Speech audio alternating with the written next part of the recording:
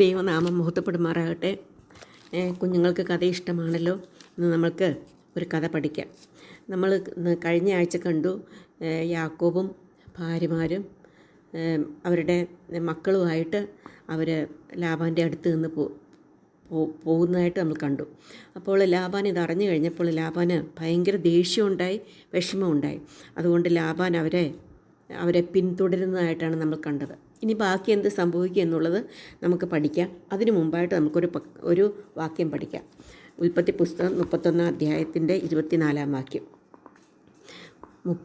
ഉൽപ്പത്തി പുസ്തകം 31 അധ്യായത്തിൻ്റെ 24 വാക്യം. എന്നാൽ ദൈവം രാത്രിയിൽ സ്വപ്നത്തിൽ ആരാമിനായ ലാബാൻ്റെ അടുക്കൽ വന്ന് അവനോട്, നീ യാക്കോബിനോട് ഗുണമെങ്കിലും ദോഷമെങ്കിലും പറയാതിരിപ്പാൻ സൂക്ഷിച്ചു കൊള്ളുക എന്ന് കൽപ്പിച്ചു. ഒരു വാക്യം കൂടെ അത് പറയാം. എന്നാൽ ദൈവം രാത്രി സ്വപ്നത്തിൽ ആരാമിനായ ലാബാൻ്റെ അടുക്കൽ വന്ന് അവനോട്, നീ യാക്കോബിനോട് ഗുണമെങ്കിലും ദോഷമെങ്കിലും പറയാതിരിപ്പാൻ സൂക്ഷിച്ചു കൊള്ളുക എന്ന് കൽപ്പിച്ചു. നമുക്കിതിൻ്റെ അർത്ഥം അറിയാം. ലാബാൻ പുറപ്പെട്ടു പോന്നു. യാക്കോബിനെ ഉപദ്രവിക്കണമെന്നുള്ള ആഗ്രഹത്തോടു കൂടിയാണ് പുറപ്പെട്ടു പോകുന്നത്. എന്നാൽ ദൈവം അവിടെ ലാബാൻ്റെ അടുത്ത് വന്നിട്ട് പറയാണ്, നീ യാക്കോബിനോട് ഗുണമെങ്കിലും ദോഷമെങ്കിലും പറയാതിരിപ്പാൻ സൂക്ഷിച്ചു കൊള്ളുക എന്ന് പറഞ്ഞു. അതിനുശേഷം ലാബാനും തൻ്റെ സഹോദരന്മാരും അവിടെ ഗിലെയാദ് പർവ്വതത്തിൽ കൂടാരം അടിച്ചു. അങ്ങനെ അവർ യാക്കോബിൻ്റെ അടുത്തെത്തി. അപ്പോൾ യാക്കോബിനോട് ലാബാൻ പറഞ്ഞു, നീ എൻ്റെ പുത്രിമാരെ വാളാൽ പിടിച്ചു കൊണ്ടുപോയവരെ പോലെ നീ പോയതെന്താണ്? നീ എന്നോട് പറഞ്ഞിരുന്നെങ്കിൽ ഞാൻ നിന്നെ വളരെ സന്തോഷത്തോടും വീണയോടും ഒക്കെ കൂടെ നിന്നെ അയപ്പാൻ തക്കവണ്ണം എന്നെ അറിയിക്കാതിരിക്കുന്ന എന്താണ്? നീ ചെയ്ത് ശരിയല്ല. നീ പോഷകമാകുന്നു എന്നോട് ചെയ്ത്. എൻ്റെ മക്കളെ പോലും ഒന്ന് ചുംബിക്കുവാനായിട്ട് നീ അനുവദിച്ചില്ല. എന്നാൽ ദൈവം രാത്രിയിൽ ഞാൻ നിനക്ക് ദോഷം ചെയ്യുവാൻ നിരൂപിച്ചിരുന്നു. എന്നാൽ ദൈവം രാത്രി എൻ്റെ അടുക്കൽ വന്നിട്ട് പറഞ്ഞു, നീ യാക്കോബിനോടൊരു ദോഷവും ചെയ്യരുതെന്ന്. കരുതുന്ന ദൈവത്തെ നമുക്ക് കാണാനായിട്ട് സാധിക്കും. അപ്പോൾ അങ്ങനെ ദൈവം രാത്രി പറഞ്ഞതുകൊണ്ട് ഞാൻ നിന്നോടൊന്നും ചെയ്യുന്നില്ല. പക്ഷേ നീ പോന്നപ്പോൾ നീ എന്തിനാ എൻ്റെ വിഗ്രഹങ്ങളെ എടുത്തുകൊണ്ട് പോകുന്നതെന്ന് ചോദിച്ചു. അപ്പോൾ വിഗ്രഹങ്ങളെ എടുത്തുകൊണ്ട് പോകുന്നത് എന്തുകൊണ്ടാണെന്ന് ചോദിച്ചപ്പോഴല്ല യാക്കോബിന് ദേഷ്യം വന്നു. യാക്കോബ് പറഞ്ഞു, നിൻ്റെ പുത്രിമാരെയും കൊച്ചുമക്കളെയൊക്കെ എന്നിൽ നിന്ന് മാറ്റി നിർത്തും എന്ന് വിചാരിച്ചാണ് ഞാൻ നേരത്തെ പോകുന്നത്. എനിക്കുള്ള സമ്പത്തും മറ്റുള്ളതെല്ലാം നീ എന്നെ ഒന്നുമില്ലാത്തവനായിട്ട് പറഞ്ഞു വിടും എന്നുള്ള ഭയത്തോടു കൂടിയാണ് ഞാനും എൻ്റെ ഭാര്യമാരും മക്കളും പോകുന്നത്. എന്നാൽ നിൻ്റെ വിഗ്രഹത്തെ ഒന്നും ഞാൻ എടുത്തുകൊണ്ട് വന്നിട്ടില്ല എന്ന് പറഞ്ഞു. എന്നിട്ട് യാക്കോബ് വളരെ ധൈര്യത്തോടു കൂടി പറഞ്ഞു, കൂടാരങ്ങളിലൊക്കെ നോക്കുക എന്ന് പറഞ്ഞു. യാക്കോബിൻ്റെ കൂടാരങ്ങളിൽ ഇതിനോട് മക്കളുടെ അങ്ങനെയുള്ള എല്ലാവരുടെയും കൂടാരങ്ങളെല്ലാം സമ്പത്ത് നോക്കി, ഒന്നും കണ്ടില്ല.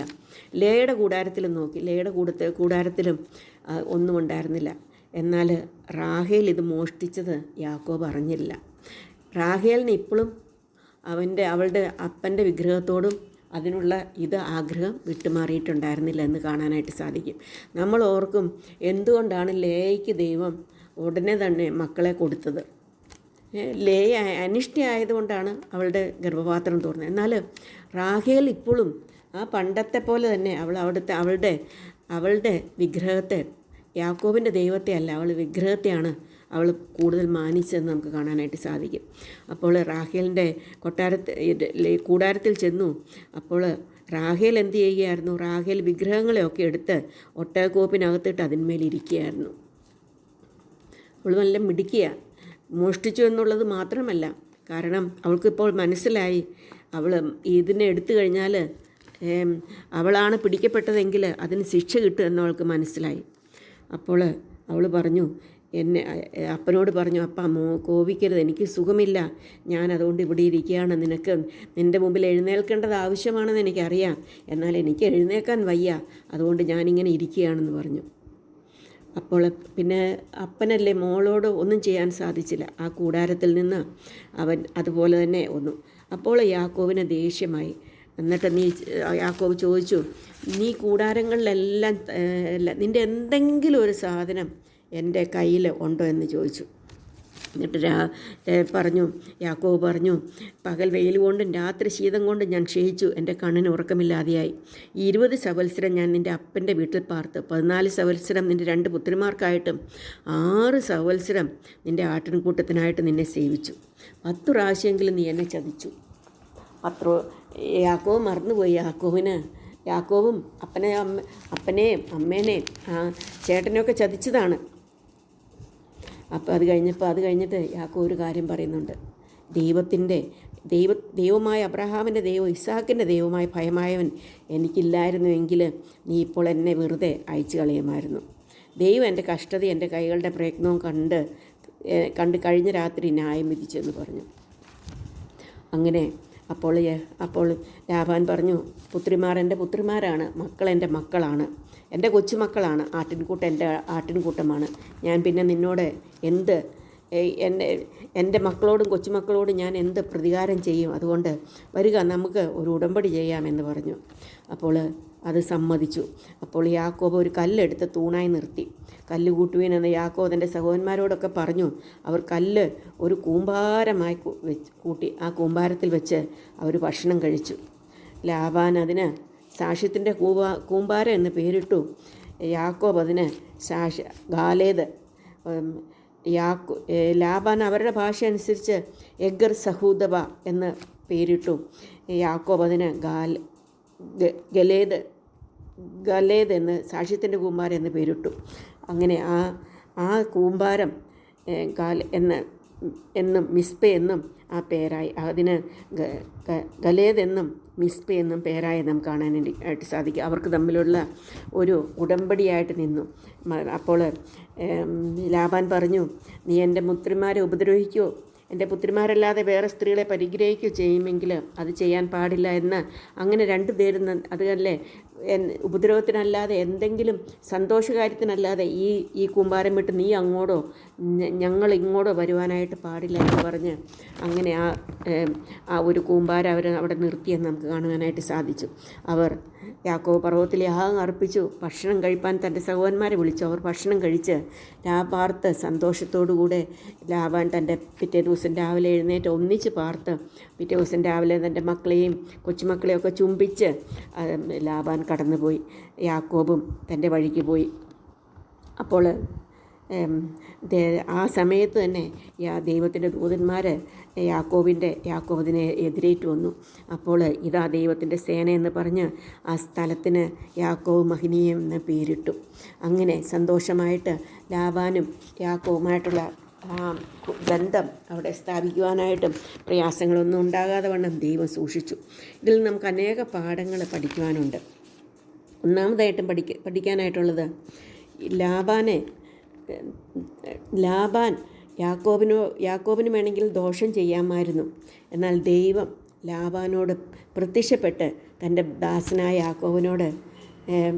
യാക്കോബിനെ ഉപദ്രവിക്കരുത് എന്ന് കൽപ്പിക്കുന്നതായിട്ട് കാണാനായിട്ട് സാധിക്കും. കരുതുന്ന ദൈവമായിട്ട് നമുക്ക് കാണാനായിട്ട് സാധിക്കും. നമ്മുടെ ജീവിതത്തിൽ നമ്മൾ വളരെ ചിലപ്പോൾ ബുദ്ധിഹീനമായിട്ടുള്ള കാര്യങ്ങളൊക്കെ ചെയ്തെന്നിരിക്കാം. എന്നാൽ നമ്മളെ കരുതുന്ന ഒരു ദൈവം ഉണ്ടെന്ന് കുഞ്ഞുങ്ങളെ നിങ്ങൾ ഒരിക്കലും മറക്കാൻ പാടില്ലാത്ത കാര്യമാണ്. രണ്ടാമതായിട്ട്, റാഹേൽ അന്യവിഗ്രഹത്തെ അവൾ ഒളിച്ചു വെച്ചു, അവൾ കൊണ്ടുവന്നു എന്നുള്ളത് നമുക്ക് മനസ്സിലാക്കുവാനായിട്ട് സാധിക്കും. അത് തെറ്റായിട്ടുള്ളൊരു കാര്യമാണ് അവൾ ചെയ്തത്. അത് തെറ്റായിട്ടുള്ള കാര്യങ്ങൾ ചെയ്താൽ അതുകൊണ്ടാണ് അവൾ ഭയന്നതും അവിടെ ഇരുന്നതും നുണ പറയേണ്ടതും എല്ലാം. ഒരു തെറ്റ് മറ്റൊരു തെറ്റിലേക്ക് ലീഡ് ചെയ്യുന്ന പോലെ ഒരു പാപം ചെയ്താൽ അത് മറ്റുള്ള പാപവും നമ്മളെ കൊണ്ട് ചെയ്യുക എന്നറിഞ്ഞുകൊണ്ട് നമ്മൾ ഭയത്തോടുകൂടെ ദ്രവ്യാഗ്രഹമില്ലാത്തവരായിട്ട് വിഗ്രഹത്തോടും ദ്രവ്യാഗ്രഹത്തോടും ഒക്കെ അകന്നു നിൽക്കേണ്ടത് ആവശ്യമാണ് എന്ന് നമുക്ക് പഠിക്കുവാനായിട്ട് സാധിക്കും. മൂന്നാമതായിട്ട് അവിടെ നമുക്ക് കാണാനായിട്ട് സാധിക്കുന്നത്, ഏത് സമയത്തും ദൈവത്തെ അന്വേഷിക്കുന്ന ഒരു യാക്കോബിനെ നമുക്ക് കാണാനായിട്ട് സാധിക്കും. അവന് പ്രശ്നങ്ങളെല്ലാം ഉണ്ട്, അവൻ ചതിയനൊക്കെയാണ്, എന്നാലും ദൈവത്തെ ഒരിക്കലും അവൻ കൈവിടുന്നില്ല എന്ന് അവൻ പറയുകയാണ്, എൻ്റെ ദൈവം എനിക്ക് കൂട്ടാളിയായിട്ടുണ്ട്. ദൈവം കൂടെ ഉണ്ടെന്നുള്ള ആ ചിന്ത യാക്കോബിന് എപ്പോഴും ഉണ്ടായിരുന്നു. കൂടെയുള്ള ദൈവം, എൻ്റെ ദൈവം എനിക്ക് കൂട്ടാളി ആയതുകൊണ്ട് എന്നെ അപകടങ്ങളിൽ നിന്ന് വിടുവിച്ചു എന്ന് പറയാനായിട്ട് സാധിക്കും. നാലാമതായിട്ട് നമുക്കിവിടെ കാണാനായിട്ട് സാധിക്കുന്നത്,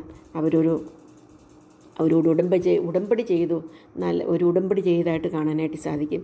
അഞ്ചാമതായിട്ട് നമുക്ക് കാണാനായിട്ട് സാധിക്കുന്നത് യാക്കോബ് യാഗം കഴിച്ചു, ദൈവത്തെ മഹത്വപ്പെടുത്തി. ആ യാഗം കഴിച്ചതിന് ശേഷം അവരൊന്നിച്ച് യാഗം കഴിച്ച് നമുക്ക് കാണാനായിട്ട് സാധിക്കും.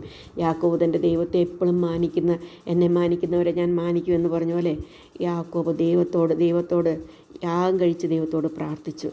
ആറാമതായിട്ട് നമുക്ക് കാണാനായിട്ട് സാധിക്കും അവർ ഒന്നിച്ച് സന്തോഷിച്ച് വേർപിരിയുന്നതിൻ്റെ ഇടയായിട്ട് തീരും. നമുക്ക് പ്രാർത്ഥിക്കാം. സ്നേഹവാനായ ദൈവമേ, നല്ല സമയത്തിനായിട്ട് സ്തോത്രം. ദുഷ്ടം നിറഞ്ഞ ലോകത്തിൽ ഞങ്ങളെ കരുതുന്ന വിധങ്ങൾക്കായിട്ട് സ്തോത്രം.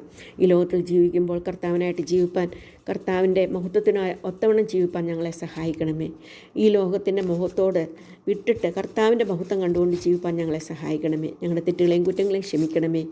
ഞങ്ങളോട് കൂടെയുണ്ട്, ഞങ്ങളുടെ ദൈവമാണ്. അതുകൊണ്ട് ഒരനർത്ഥവും ഞങ്ങൾക്ക് വരികയില്ല. അതോർത്ത് ഞങ്ങൾ നിന്നെ അങ്ങേ സ്തുതിക്കുന്നു, സ്തോത്രം ചെയ്യുന്നു.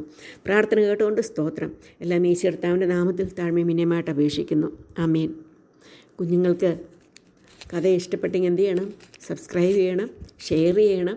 സബ്സ്ക്രൈബ് ചെയ്യുമ്പോൾ ബെല്ലൈക്കണിൽ കൈ അമർത്തുമ്പോൾ ഓൾ എന്ന പ്രൊവിഷനിലും കൂടെ ഇട്ടാൽ അമ്മച്ചി ഇടുന്ന ഓരോ വീഡിയോകളും നിങ്ങൾക്ക് കിട്ടുന്നതായിരിക്കും. Okay, bye bye. May God bless you all.